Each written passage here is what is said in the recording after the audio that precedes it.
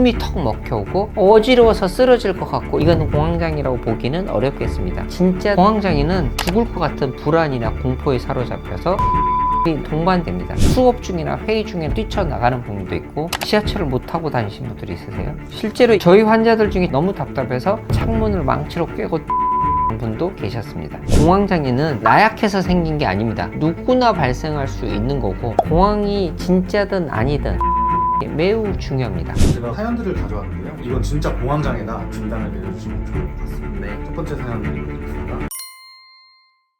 원장님, 제가 예전에는 공황장애라는 개념을 잘 몰랐거든요. 근데 어느 순간부터 공황장애라는 말이 대중화가 된 것 같은데 그런 네. 이유가 따로 있을까요? 제일 큰 거는 아무래도 김구라 씨나 이경규 씨 이런 분들이 공황장애를 앓고 있다라고 대중들에게 용기 있게 얘기한 게 낙인을 줄이는 효과가 있었던 것 같습니다. 또한 만성적인 스트레스 혹은 경쟁적인 사회, 이런 것들이 점점 우리의 머리, 뇌를 쉴 수 없게 하고 있죠. 너무 과도하게 몸의 긴장도가 높아진 상황이라고 할 수 있겠습니다. 그렇다 보니 우리는 점점 공황 증상을 겪는 게 커지겠죠. 그래서 실제로 2021년의 진료가 그전에 비해서 40-50% 높아지는 경우도 있기도 했습니다. 이런 두 가지 이유 때문에 사람들에게 좀 더 공황장애가 알려지게 된 것 같습니다. 원장님 환자분들 중에 공황장애인 줄 알고 왔다가 아닌 경우라거나 혹은 실제 공황장애를 겪고 계신데 병원에 안 가는 케이스들을 좀 보신 적이 있으실까요? 네, 불안이나 우울에서 공황 증상 비슷하게 나오는 경우들이 있습니다. 가슴이 뛴다거나 불안해진다거나 혹은 호흡기 질환인 줄 알고 여러 군데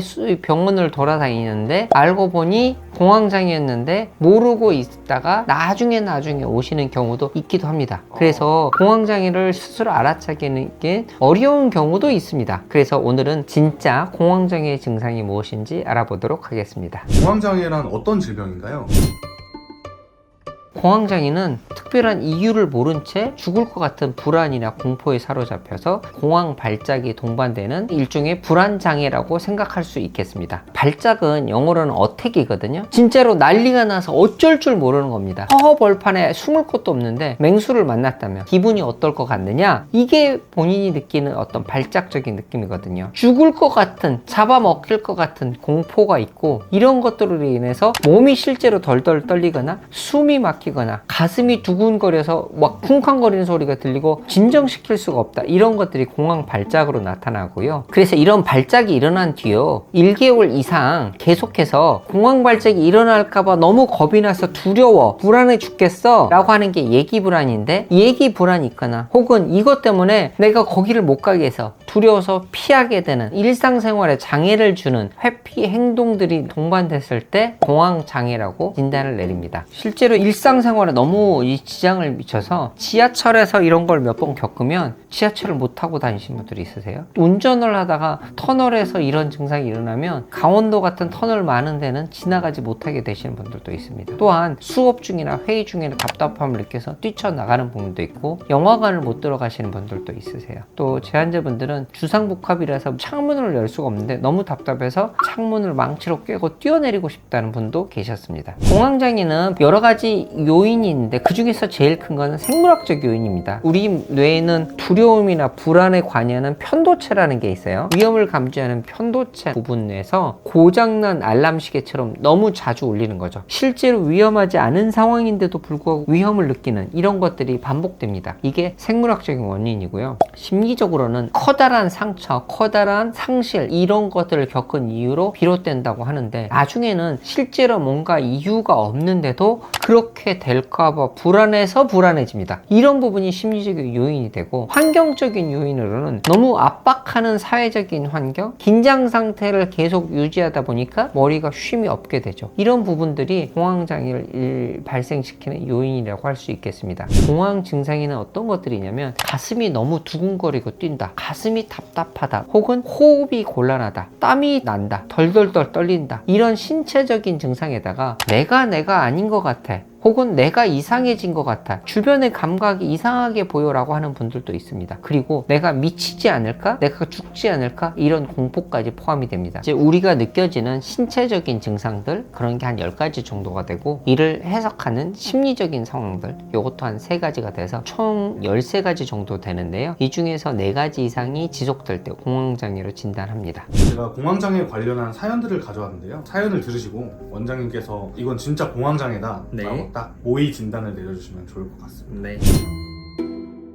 첫 번째 사연 읽어드리겠습니다. 안녕하세요. 저는 서울에 사는 20대 여성인데요. 한 달 전쯤 여느 때와 같이 아침 만원 지하철을 타고 출근 중에 갑작스럽게 공황 발작이 왔어요. 패닉이 와서 목적지까지 못 가고 다음 역에서 내려 택시를 이용했는데요. 그 이후로 지하철을 타면 또 그럴까봐 무서워서 택시로 출근 중이에요. 공황장애인가요? 저희 환자들 중에 지하철 못 타시는 분들 굉장히 많습니다. 그런데 이제 요거 자체로만 보면 갇혀 있을 것 같은, 혹은 밀집에 대한 이런 두려움이 있어서 광장 공포증이라고도 할 수도 있는데요. 이 뒤에 두려움이 너무 커서 나는 이제 지하철을 아예 못 타, 택시만 타고 다니고, 이런 행동이 동반되면 그런 경우에는 이제 공황장애로 진단받으실 가능성이 높죠. 얘기 불안이나 행동 장애들이 발생이 돼서 일상생활에서 변화가 일어나 버렸으면 공황장애로 발전할 가능성이 크다고 볼 수 있겠습니다. 다음 사연 읽어드리겠습니다. 저는 10년간 다니던 직장을 개인적인 사정으로 그만두게 된 30대 남성입니다. 퇴사 후 집에서 생활하는 시간이 늘었는데요. 처음엔 잘 지냈는데 어느 순간 집 밖에 나가면 뭔가 안 좋은 일이 일어날 것 같은 예감이 들어서 최근 한 달간은 외출을 아예 안 했어요. 저 혹시 공황장애인가요? 이게 만약에 뭔가 일어날 것 같다고 하면서 나가시자마자 숨이 턱 막혀오고 헐떡거리고 어지러워서 쓰러질 것 같고, 이런 신체 증상이 동반이 된다면 이거는 공황장애일 가능성이 있지만, 지금 요 사연 내용만으로 봐서는 회사를 그만둔 스트레스 사건에 의한 불안장애라고 할 수 있겠죠. 요거 자체가 공황장애라고 보기는 어렵겠습니다. 굳이 붙이자면 범불안장애, 모든 것들이 두려워지는 이런 거에 속하지 않을까 싶기는 한데요. 더 찾아봐야겠죠. 다음 사연입니다. 저는 고등학생 시절 급식실에서 갑자기 숨이 쉬어지지 않고 가슴이 두근거리는 공황 증세를 경험했는데요. 그 이후로 급식실에 가는 게 두려워서 도시락이나 매점을 이용했었습니다. 그 뒤로는 한동안 증상이 없어서 무사히 졸업을 했는데 몇 달 전 평소 타던 스쿠터를 몰던 중에 갑자기 증상이 나타났습니다. 곧바로 스쿠터를 세워두고 친구에게 데리러 오라고 했었는데요. 또 그런 증상이 올까봐 스쿠터는 타지도 못하고 있습니다. 곧 군대도 가야 하는데 어떤 상황에서 증상이 오는지도 모르겠고 너무 괴롭네요. 라고 사연을 보내주셨습니다. 이게 한 번이 아니라 여러 번 반복이 되고요. 또한 처음에는 급식실이었는데 스쿠터로 옮겨가기도 했죠. 증상들이 발현이 됐고 또 나올까봐 두려워하고 불안 증상도 있고, 그러면서 스쿠터를 못 타게 되는 행동 변화가 일어났잖아요. 공황장애일 가능성이 높죠. 공황장애가 예전에는 특정한 상황, 스트레스 상황에서 발생을 한 것 같은데 나중에는 제일 편한데 일어나기도 해요. 이를테면 잠자려고 누웠는데 갑자기 숨이 벌떡거려서 잠을 못 자게 되는 경우들도 있거든요. 예전에는 스트레스 요인이 분명해서 이런 걸 대비를 했으면 됐는데 이게 옮겨가고, 예전엔 지하철만 그랬는데 버스에서도 이렇게 일어나기도 하고, 이런 부분들이 있습니다. 그래서 이거는 나는 괜찮다고 생각하는데 뇌에서는 미묘한 자극에 따른 변화를, 큰일이 났다고 보면서 갑자기 이렇게 확 올라오는 거죠. 그래서 이분은 이제 단체 생활 스트레스도 많을 거고 힘들어질 수 있으시니 입대 전에 꼭 치료를 받으시는 게 좋겠습니다. 원장님, 그러면 병원에 가기 전에 집에서 공황장애 증상을 좀 대비할 수 있는 방법이 있을까요?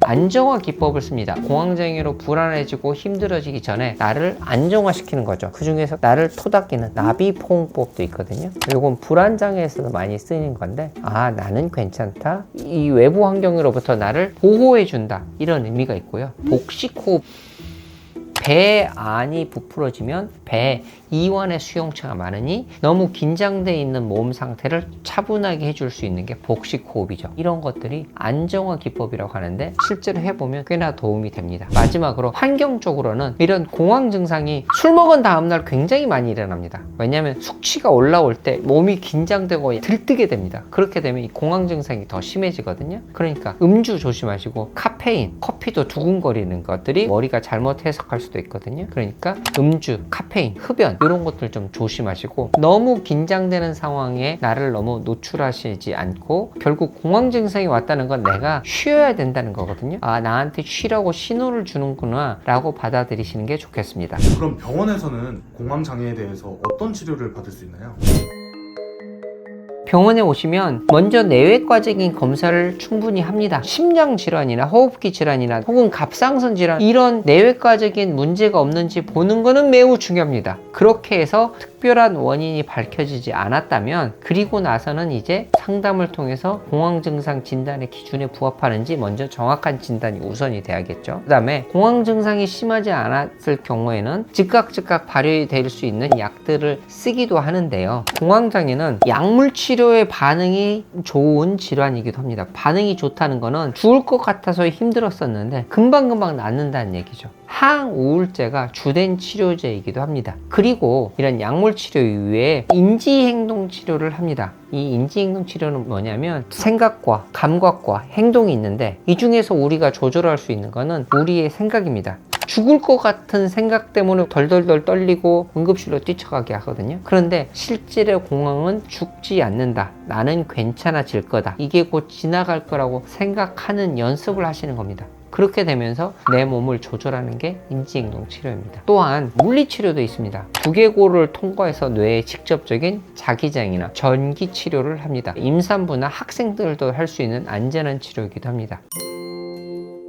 공황장애는 나약해서 생긴 게 아닙니다. 긴장되는 순간이 너무 지속되다 보면 누구나 발생할 수 있는 거고 뇌의 알람 체계가 잘못 올린 거죠. 그러니 알람이 고장이 났으면 알람을 고쳐야죠. 여러분이 잘 쉬셔야 되고 무엇보다도 공황이 진짜든 아니든 상담 받으시고 치료를 받는 게 매우 중요합니다. 오늘 영상이 도움이 되었다면 구독, 좋아요, 알람 설정 부탁드리겠습니다. 또한 공황장애로 힘들어하시는 분들이 있으시다면 이 영상 공유 부탁드리겠습니다. 그럼 저희는 더 좋은 영상으로 찾아뵙도록 하겠습니다. 감사합니다. 안녕.